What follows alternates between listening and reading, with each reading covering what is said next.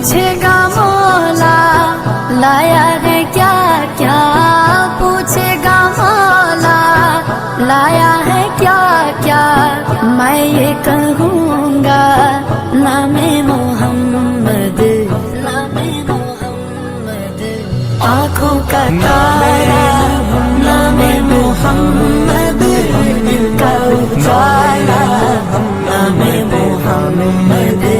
पूछेगा मौला लाया है क्या क्या, पूछेगा मौला लाया है क्या क्या, मैं ये कहूँगा नामे मोहम्मद, नामे मोहम्मद, आँखों का तारा नामे मोहम्मद।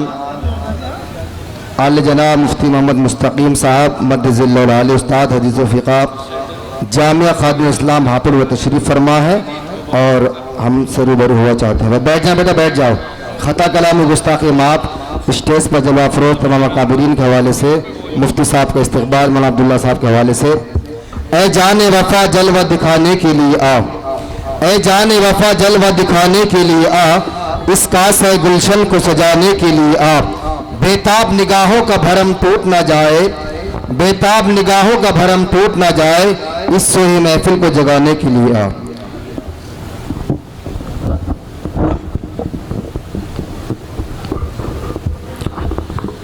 बिस्मिल्लाहिर्रहमानिर्रहीम।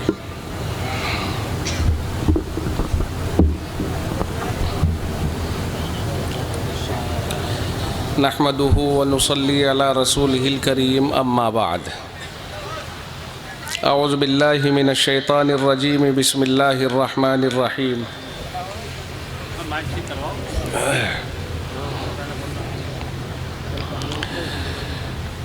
वजाहिदू फिल्लाहि हक्का जिहादी, सदक़ल्लाहु मौलानल अज़ीम। ज़्यादा तेज़ न करियो भाई।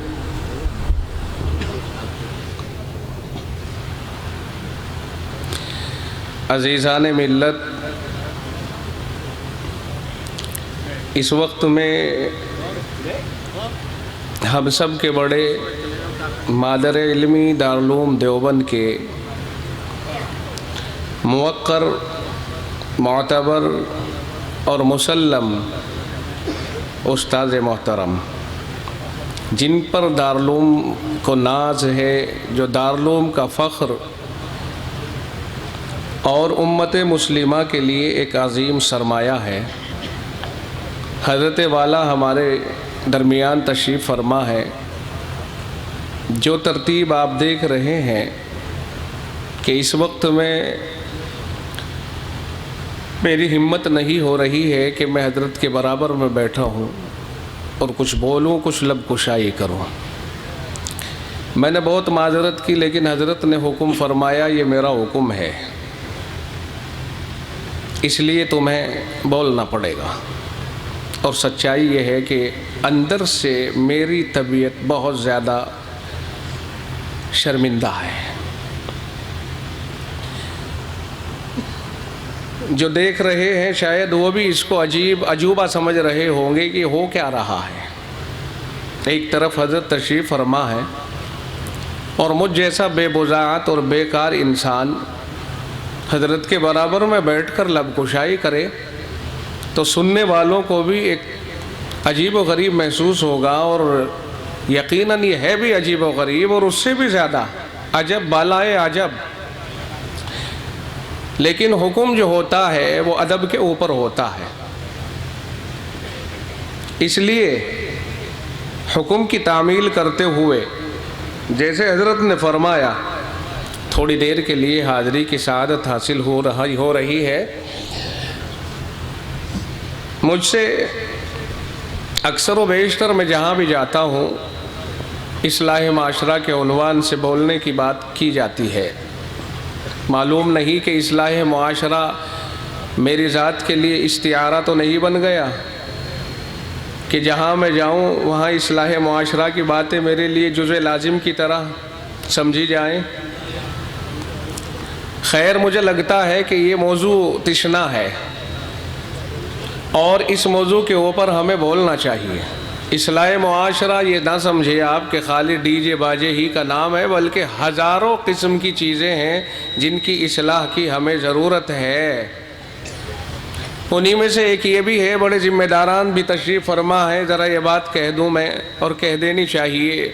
بہت سارے وہ حضرات تشریف فرما ہیں کہ جو اپنے اپنے علاقوں کے بڑے ہیں اور ذمہ داران ہیں، جلسے کراتے ہیں۔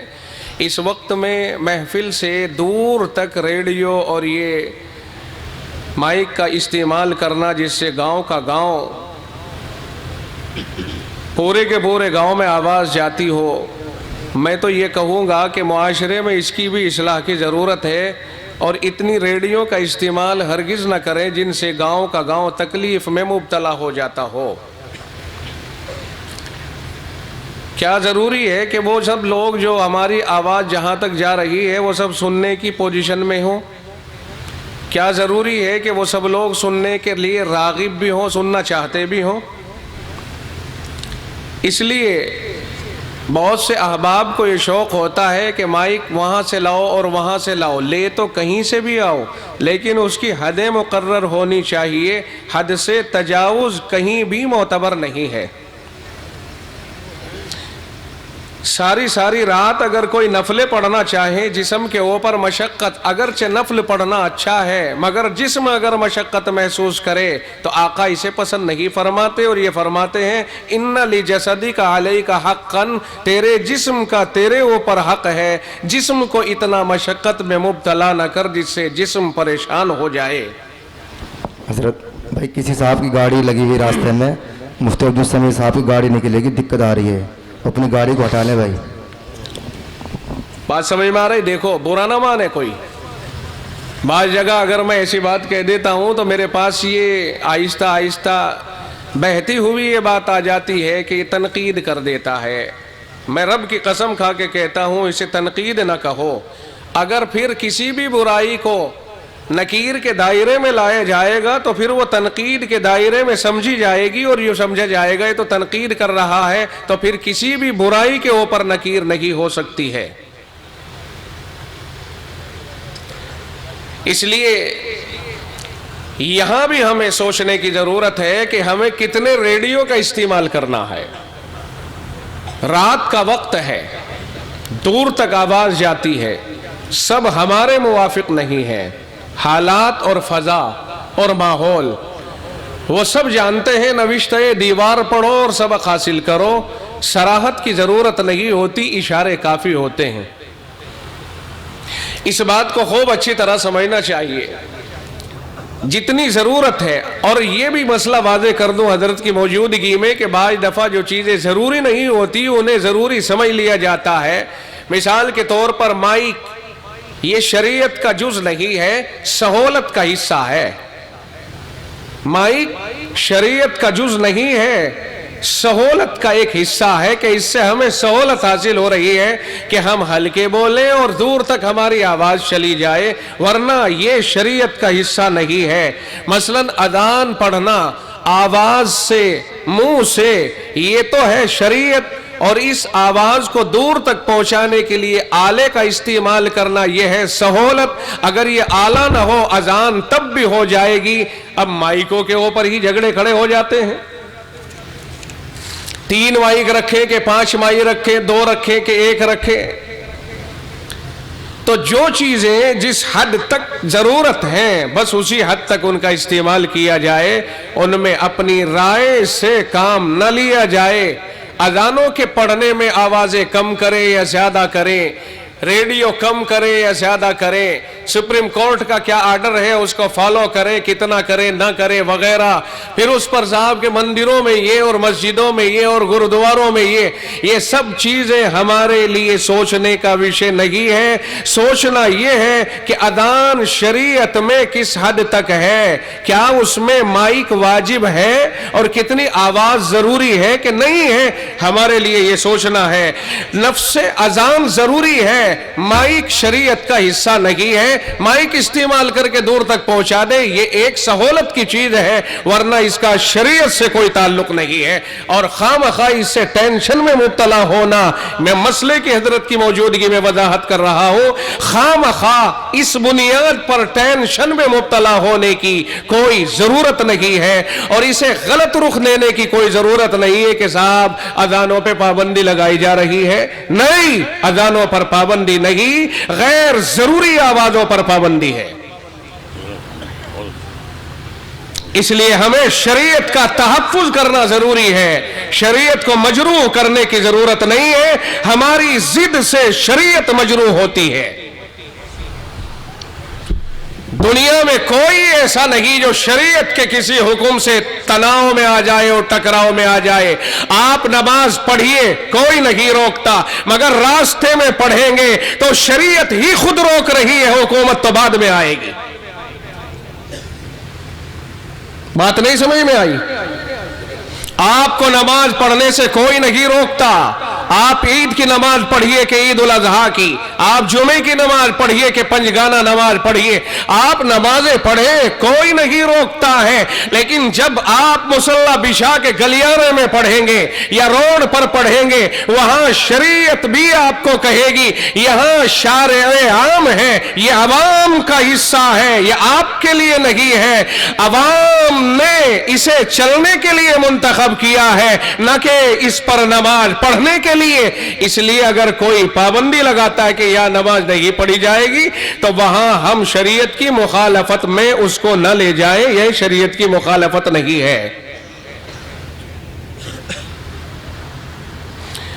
शरीयत पूरी ये कहती है, फिक़ा ये कहता है कि दूसरे की जमीन पर उसकी रजामंदी के बगैर नमाज पढ़ना जायज नहीं है।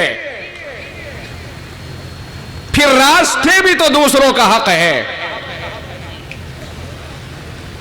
तो शरीयत को शरीयत के दायरे में लिया जाए और शरीयत को शरीयत के हुस्न के साथ समझा जाए। अगर हम अपनी मर्जी, धड़ल्ले, दादागिरी और इस तरह मुठमर्दी से शरीयत की बात करेंगे, ये शरीयत के हुस्न व जमाल के साथ टकराना है। शरीयत का हुस्न ये नहीं है। ये मैं मिसाल के तौर पर यह बात कही है, इस बुनियाद पर कही है कि नीम के पेड़ पर, टावर पर, 2 मंजिला इमारत पर, मस्जिद के मीनारों पर, दूर दूर गलियों में माइकों का इस्तेमाल करके हम ये समझ लेते हैं बसा औकात हमारा जलसा बड़ा शान और शौकत से चल रहा है। जलसा तो यहां चल रहा है जो आपकी महफिल है। अगर यहां अफराद नहीं है और यह है तो वो बाजार बना करके बाहर घूम रहे हैं, चाय खाने बाहर लगा दिए जाते हैं, झूले बाहर लगा दिए जाते हैं, चाट पकौड़ियों की दुकान बाहर खोल दी जाती है, खेल खिलौने बाहर बिकते हैं, एक बाजार है, एक पैंट है। इस तरह से हम वक्त जाये करते हैं। लोगों को घरों से मुतहर्रिक किया आने के लिए जलसे में, और रास्ते में उन्हें बाजार बना करके मशगूल कर दिया गया। गौर तलब बात यह है, इस पर गौर किया जाए कि हमारे अफराद रास्ते में लायानी और बेहूदगियों में मशगूल क्यों हो गए।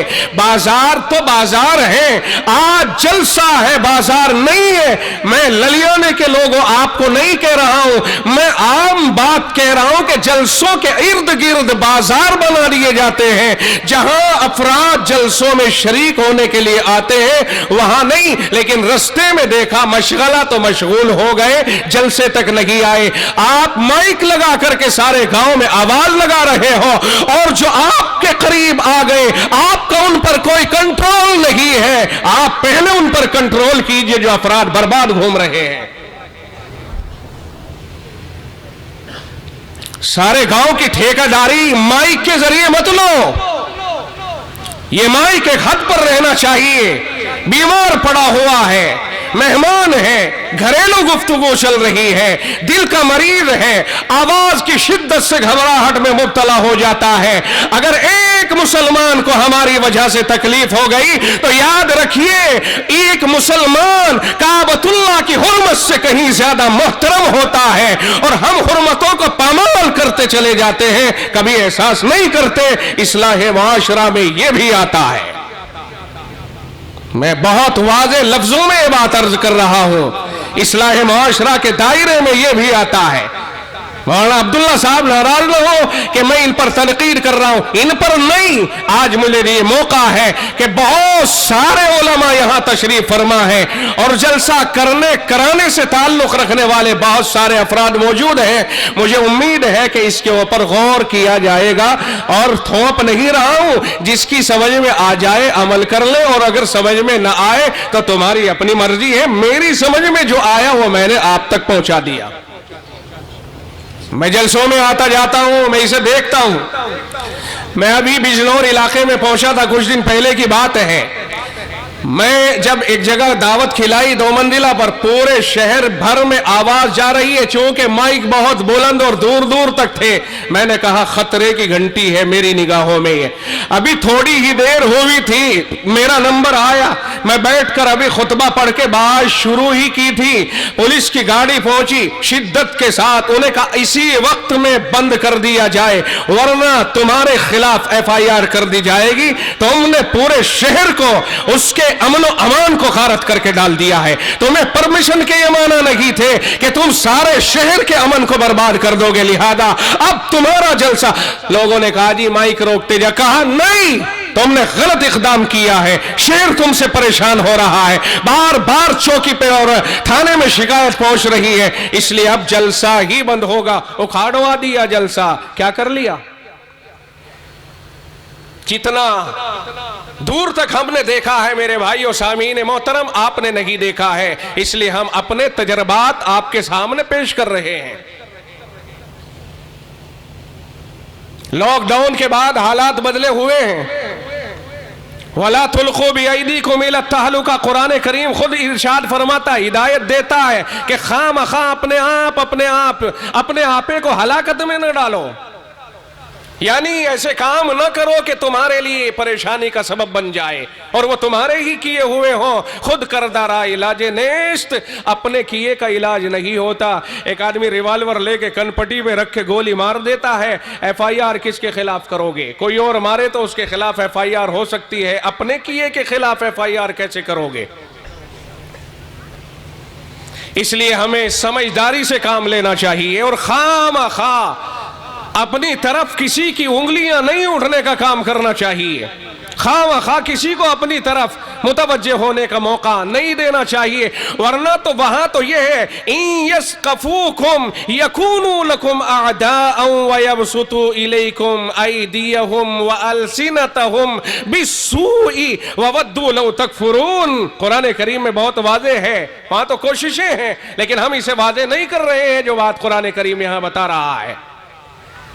ہم آپ کو اشارہ دے رہے ہیں، اپنے اعمال کو درست کیجئے، اللہ کی طرف سے انشاءاللہ اصلاح کے فیصلے ہو جائیں گے اور اللہ کی رحمتیں متوجہ ہو جائیں گی۔ صرف سوچ لینے سے کام نہیں چلتا ہے، جب تک کہ ہم اپنے آپ کو بدل نہیں لیتے 100%، جب تک اللہ کی رحمت سے یہ توقع نہ کی جائے کہ ہمارے اوپر اللہ کی رحمتیں اتر جائیں گی۔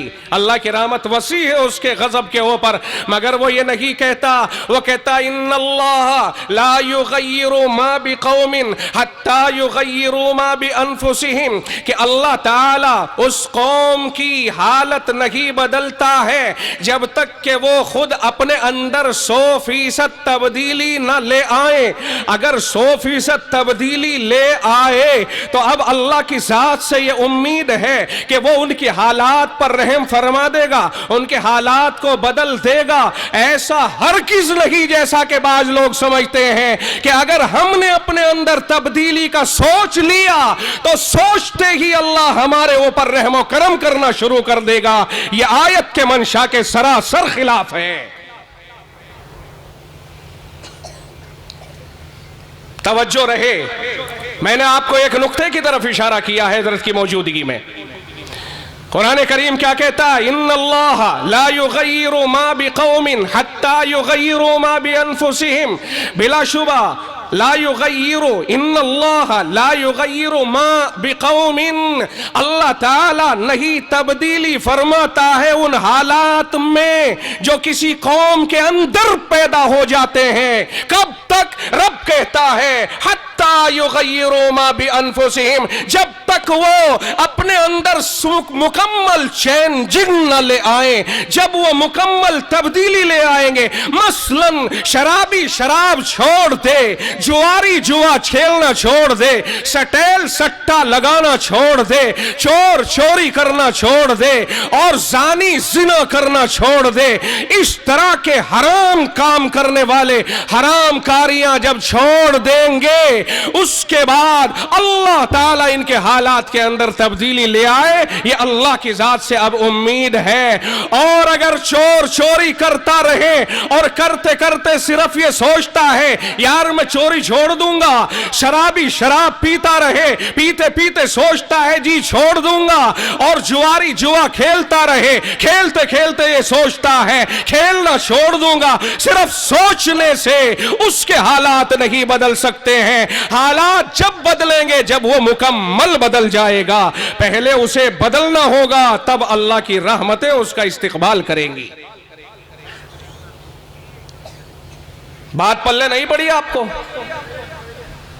پہلے اپنے آپ کو بدلیں گے تب اللہ اپنے حالات کو، جو ہمارے لیے ان برے حالات کی وجہ سے جو فیصلے اللہ کے اب نافذ ہیں، ان فیصلوں کو واپس اللہ لے گا، ہم پر فیصلے بدل کر کے رحم و کرم کے فیصلے کرے گا. کب؟ جب ہم اپنے حالات کو بدل دیں گے، 100% بدل دیں گے، اللہ کے سامنے آنسو بہا کر کے کہہ دیں گے مولا جوا کھیلا سو کھیلا، اب نہیں کھیلوں گا، زنا کیا سو کیا، اب نہیں کروں گا، سٹا لگایا سو لگایا، اب نہیں لگاؤں گا، اور جو بیاج لینا تھا لے لیا، اب بیاج نہیں لوں گا، اور جن کا لیا ہے جن سے ان کے پیسے واپس کروں گا. اگر لوگ یہ سمجھ کر اور یہ سوچ کر توبہ کر لے کہ اب نہیں کروں گا، اور توبہ کریں روئے دھوئے اللہ کے سامنے، اب اللہ کی ذات پر بھروسہ کیا جا سکتا ہے کہ وہ رب اب ہمارے اوپر اپنی رحمتوں کے فیصلے نازل کرے گا. اب اللہ کی رحمت ہمارا استقبال کرے گی، اب اللہ ہمارے حالات خوشگوار کرے گا. اب اختلاف ہمارے دور ہو سکتے ہیں، اب محبتیں آ سکتی ہیں، اب ہمارے گھروں میں برکتیں آ سکتی ہیں، اس لیے کہ ہم نے برے حالات سے اپنے آپ کو بچا لیا اور توبہ کر لی. صرف سوچ لینے سے حالات نہیں بدل سکتے ہیں. یاد ہو گیا یا نہیں ہے جو میں نے آپ کو سمجھایا ہے؟ سوچ لینے سے نہیں. اور علامہ اقبال صاحب رحمت اللہ علیہ کا جو شعر ہے، خدا نے آج تک اس قوم کی حالت نہیں بدلی، نہ ہو جس کو خیال خود اپنی حالت بدلنے کا. یہ شعر غلط ہے، 100% غلط ہے، آیت کریمہ کے مقصد کے خلاف ہے. کسی بہت بڑے آدمی سے کوئی غلطی ہو سکتی ہے، کسی بہت بڑے آدمی سے کوئی غلطی ہو سکتی ہے. غلطی سے پاک صرف خدا کے پیغمبر ہوتے ہیں، کیونکہ اللہ کی رہنمائی میں ان کا پورا نظام چلتا ہے. باقی پیغمبر کے علاوہ کوئی بھی ایسا فرد نہیں جس سے غلطی نہ ہو سکے. ہو سکتی ہے، اور صحابہ غلطیاں ہو سکتی ہیں، مگر اللہ ان کو ان غلطیوں پر باقی نہیں رکھتا ہے، ان کی مغفرتیں کر دی گئی. اب صحابہ کرام پر تنقید نہیں کی جا سکتی ہے، البتہ صحابہ کے نیچے کسی کے اوپر بھی تنقید کی جا سکتی ہے اس کی غلطیوں کے اوپر. لیکن تنقید میں تنقید کرنے والا مخلص ہونا چاہیے. تنقید برائے اہانت نہ ہو، تنقید برائے اصلاح ہو تو بہتر ہے، اور توہین کے لیے تنقید ہو تو یہ اس کے لیے جائز نہیں ہے. تنقید کا مطلب اصلاح اگر ہے، غلط فہمی کا ازالہ ہے، تو پھر تو تنقید کرنا جائز ہے. اور اگر اصلاح مقصود نہیں ہے بلکہ تعلی مقصود ہے اور دوسرے کی توہین مقصود ہے تو پھر تنقید کرنے کا اسے کوئی حق نہیں ہے. اس لیے کہ یہاں تنقید کے پردے میں تکبر چھپا ہوا ہے جو شریعت میں پسند نہیں ہے. یہ بات ذہن نشین رہے کہ جب تک ہم اپنے اندر پریورتن نہیں لائیں گے، تبدیلی نہیں لائیں گے، اللہ کی طرف سے ہمارے اوپر اچھائیوں بھلائیوں کے فیصلے نہیں ہو سکیں گے۔ رحمت بلا شبہ اس کی وسیع ہے، مگر قانون بھی تو کوئی چیز ہے۔ ہمارے حالات تو دیکھیے کہ حالات کا تو یہاں تک ہے، میں آخری بات کہہ کے اپنی بات کو ختم کروں، بچے ہمارے جوان ہو گئے، ماں باپ کا دھیان نہیں۔ میں ایک آخری ٹاپک لے کر کے آپ کو بات ختم کر رہا ہوں۔ میں سمجھتا ہوں اب یہ 5-4 منٹ میری آخری ہے اور ان کو دھیان سے سنا جائے۔ بچے جوان ہو گئے، ماں باپ کو یہ توجہ نہیں ہے کہ میرے بیٹے کی 25 سال سے اوپر عمر گئی، 27-28 سال گئی، 30 سال گئی، 32 سال گئی۔ آج ایک شخص کا آسام سے فون آ رہا ہے، مولوی صاحب زندگی میں تلخی ہے، زندگی میں سکون نہیں ہے۔ میں نے کہا شادی ہو گئی؟ کہا شادی نہیں ہوئی ہے، شادی کو تو بہت جی چاہتا ہے مگر گھر میں میری چلتی نہیں ہے۔ میں آپ سے پوچھنا چاہتا ہوں، جو لڑکے جوان ہو گئے، بڑے ہو گئے، آپ سوچتے ہو پیروں پہ کھڑے ہو جائیں؟ آپ کے پیر ان کے پیر ہیں، اگر آپ پیروں پر کھڑے ہیں تو آپ کا بیٹا ہی پیروں پر کھڑا ہے۔ کیا آپ اگر بیٹے کا خرچ برداشت کر سکتے ہو تو اس کے آنے والی دلہن کا خرچ برداشت کر سکتے ہو کہ نہیں کر سکتے ہو؟ اگر بیٹا آپ کا 4 روٹی کھاتا ہے، دلہن کے لیے 3 روٹی بن سکتی ہے کہ نہیں گھر میں؟ اگر بیٹا آپ کا 1 پلیٹ، 1 گلاس، 1 کٹورا، 1 چمچی، 1 پیالہ استعمال کر سکتا ہے تو کیا دلہن کے لیے اس کی یہ برتن آپ کے گھر میں نہیں ہے؟ کیا بیٹا اگر آپ کا 1 چارپائی استعمال کرتا ہے، کیا اس کی دلہن کے لیے 1 چارپائی آپ کے گھر میں نہیں ہے؟ کیا وجہ ہے کہ یہ بیاہ اور شادیوں میں تاخیر کی جاتی ہے؟ پھر بچے ہمارے گناہوں میں مبتلا ہو جائیں۔ نفس سب کے ساتھ ہوتا ہے اور نفس کے لیے کوئی رکاوٹ نہیں ہوتی، اس کے لیے بھنگی بھی پسند آ سکتا ہے، اس کے لیے کوئی بھی پسند آ سکتا ہے، کوئی سماج کوئی بھی ہو، اس سے کوئی بحث نہیں ہے۔ نفس جب زور مارتا ہے وہاں ذات، برادری اور مذہب کی آڑ رکاوٹ نہیں بن پاتی۔ اور یہی وجہ ہے کہ بعض لوگ بعض جگہ اس طرح پھنس جاتے ہیں کہ پھر آنسوؤں کو رونا پڑتا ہے، خون کے آنسوؤں کو رونا پڑتا ہے اور فائدہ کچھ نہیں ہوتا۔ جو باپ تاخیر کرتے ہیں، جو مائیں تاخیر کرتی ہیں اور بچوں کی عمریں اوپر اتار دیتے ہیں، اگر وہ گناہ کرتے ہیں تو ذمہ دار ان کے ماں باپ ہوں گے، اگرچہ وہ بھی ہوں گے لیکن ان کے گناہوں کے ساتھ ساتھ ماں باپ کی بھی گردن ناپی جائے گی۔ توجہ رہے۔ بے شک سبحان اللہ۔ 30 سال کے ہو گئے، بچیاں 28 سال کی ہو گئی، کیوں نہیں شادی ہو رہی؟ کہا جہیز نہیں بن رہا ہے۔ یہ بھکاری کب تک گھومتے رہیں گے؟ یہ لالچی کب تک گھومتے رہیں گے؟ یہ ریزن کب تک گھومتے رہیں گے کہ معاشرے کی بیٹیوں کے اوپر انہیں ترس نہیں آتا؟ کیا اپنی بیٹیوں کی طرح اپنے بھائیوں کی بیٹیوں کو سمجھنے کی کوشش نہیں کرنی چاہیے؟ کیا یہ گاؤں کی بیٹیاں گاؤں والوں کی ہی بیٹیاں ہیں؟ کیا میری بیٹیاں نہیں ہیں یہ؟ کیا میں ان کو اپنی بیٹیوں کا درجہ نہ دوں؟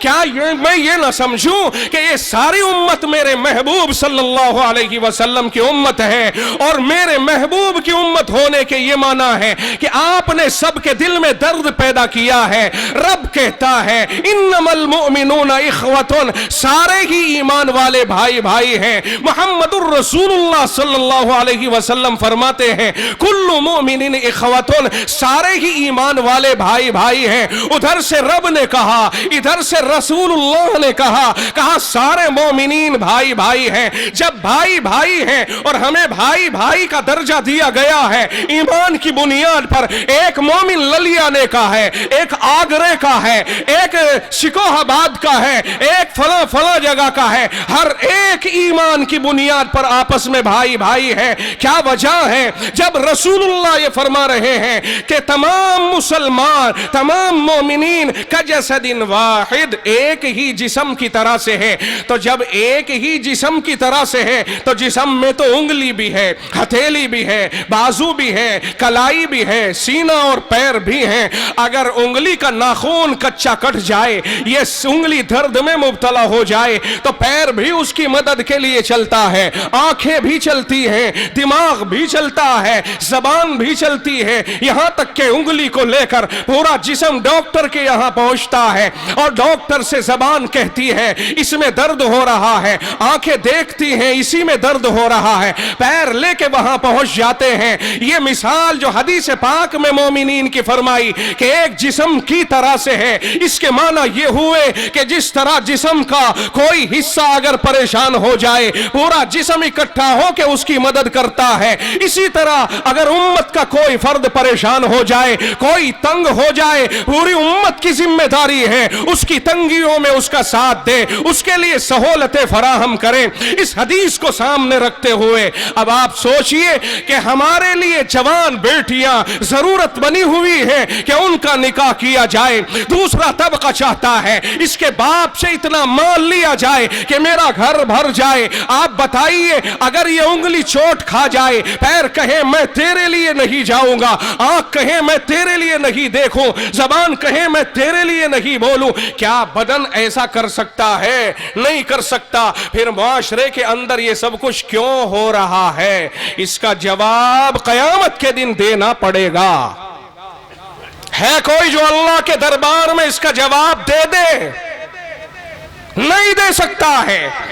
اس لیے میرے بھائیوں, ایک تو یہ ذہن نشی کریں کہ بچوں کی شادیوں میں دیر نہ کیا کریں, کوششیں کریں, اور یہ جہیز کے مسائل ذرا ڈاؤن کریں, اور دوسروں کے کندھوں پہ رکھ کر کے بندوقیں نہ چلائیں, اور یہ محسوس نہ کریں کہ صاحب برادری کے بندھن اتنے وسیع و عریض ہیں کہ میں اگر چاہوں تو نہیں کر سکتا. ہرگز نہیں, ہم نے تجربہ کر لیا الحمدللہ.